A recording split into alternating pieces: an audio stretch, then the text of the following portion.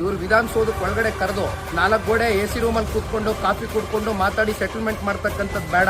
ಇಲ್ಲಿ ಆಗಿರ್ತಕ್ಕಂಥದ್ದು ಬಾಧಿತ ಪ್ರದೇಶಗಳೇನಿದೆ ಅಲ್ಲಿ ರೈತರು ಸಂಕಷ್ಟದಲ್ಲವರು ಯಾವನು ಇಲ್ಲಿವರೆಗೂ ಬಂದಿಲ್ಲ. ಯಾರು ರೈತರು ಒಪ್ಪಿಗೆ ತಗೊಂಡಿಲ್ಲ, ಯಾವ ಅಧಿಕಾರಿಗಳು ಬಂದಿಲ್ಲ, ಯಾವ ಜನಪ್ರತಿನಿಧಿಗಳು ಬಂದಿಲ್ಲ. ಬಂದು ಅವ್ರ ಕನ್ಸೆಂಟ್ ಪಡೆಯುವಂತ ಕೆಲಸ ಆಗ್ಲಿ ಅಂತಕ್ಕಂಥದ್ದಕ್ಕೆ ಆಹ್ವಾನ ಕೊಟ್ಟಿದ್ದೀವಿ. ಇನ್ನೊಂದು ಮಾತು, ಸಂಘರ್ಷಕ್ಕೆ ಯಾಕೆ ರೆಡಿ ಮಾಡ್ಕೊಡ್ತೀವಿ?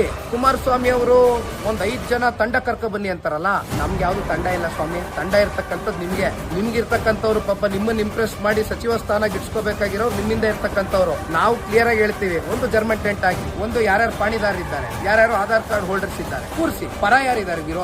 ವಿರೋಧ ಪರ ಎರಡು ಕಡೆ ಕೂರಿಸ್ಕೊಂಡು ಒಂದು ಬ್ಯಾರಿಕೇಡ್ ಒಂದು ಸಿಸ್ಟಮ್ ಮಾಡಿ. ನಮ್ ಕಾರ್ಯಕರ್ತರು ಬರಲ್ಲ, ಅವ್ರ ಕಾರ್ಯಕರ್ತರು ಅವ್ರ ಚೇಲಗಳು ಬೇಕಾದ್ರೆ ಕರ್ಕೊಂಡು ಕೂರಿಸ್ಕೊಳ್ಳಿ. ಅವರು ನಮ್ದೇನು ಅಭ್ಯಂತರ ಇಲ್ಲ. ಮಾತಾಡೋಣ. ರೈತರ ಸಮ್ಮುಖದಲ್ಲಿ ಸತ್ಯಾಸತ್ಯತೆ ಏನಿದೆ, ಎಷ್ಟು ಜನ ಕೊಡಕ್ ರೆಡಿ ಇದ್ರೆ ಪ್ರಾಜೆಕ್ಟ್ ಮಾಡ್ಲಿ ಸ್ವಾಮಿ. ನಾವೇನು ಹಿಡ್ಕೊಂಡು ಕೂತಿದೀವಿ. ವಿರೋಧ ಇದ್ರೆ ಅದಕ್ಕೆ ಉತ್ತರ ಕೊಡ್ಲಿ ರೈತರಿಗೆ. ಇವರು ವಿಧಾನಸೌಧಕ್ಕೆ ಒಳಗಡೆ ಕರೆದು 4 ಗೋಡೆ ಎಸಿ ರೂಮಲ್ಲಿ ಕೂತ್ಕೊಂಡು ಕಾಫಿ ಕುಡ್ಕೊಂಡು ಮಾತಾಡಿ ಸೆಟಲ್ಮೆಂಟ್ ಮಾಡ್ತಕ್ಕಂಥದ್ದು ಬೇಡ.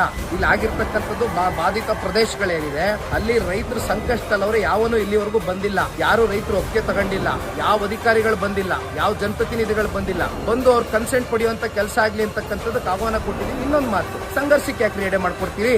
ಕುಮಾರಸ್ವಾಮಿ ಅವರು ಒಂದ್ 5 ಜನ ತಂಡ ಕರ್ಕೊ ಬನ್ನಿ ಅಂತಾರಲ್ಲ, ನಮ್ಗೆ ಯಾವ್ದು ತಂಡ ಇಲ್ಲ ಸ್ವಾಮಿ. ತಂಡ ಇರ್ತಕ್ಕಂಥದ್ದು ನಿಮ್ಗೆ ಇರ್ತಕ್ಕಂಥವ್ರು ಪಾಪ ನಿಮ್ಮನ್ನ ಇಂಪ್ರೆಸ್ ಮಾಡಿ ಸಚಿವ ಸ್ಥಾನ ಗಿಟ್ಸ್ಕೋಬೇಕಾಗಿರೋ ನಿಮ್ಮಿಂದ ಇರ್ತಕ್ಕಂಥವ್ರು. ನಾವು ಕ್ಲಿಯರ್ ಆಗಿ ಹೇಳ್ತೀವಿ, ಒಂದು ಜರ್ಮನ್ ಟೆಂಟ್ ಹಾಕಿ, ಒಂದು ಯಾರ್ಯಾರು ಪಾಣಿದಾರರಿದ್ದಾರೆ, ಯಾರ್ಯಾರು ಆಧಾರ್ ಕಾರ್ಡ್ ಹೋಲ್ಡರ್ಸ್ ಇದ್ದಾರೆ ಕೂರಿಸಿ. ಪರ ಯಾರಿದ್ದಾರೆ?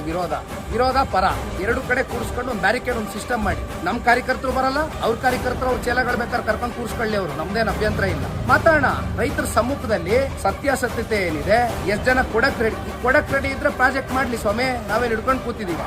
ವಿರೋಧ ಇದ್ರೆ ಅದಕ್ಕೆ ಉತ್ತರ ಕೊಡ್ಲಿ ರೈತರಿಗೆ.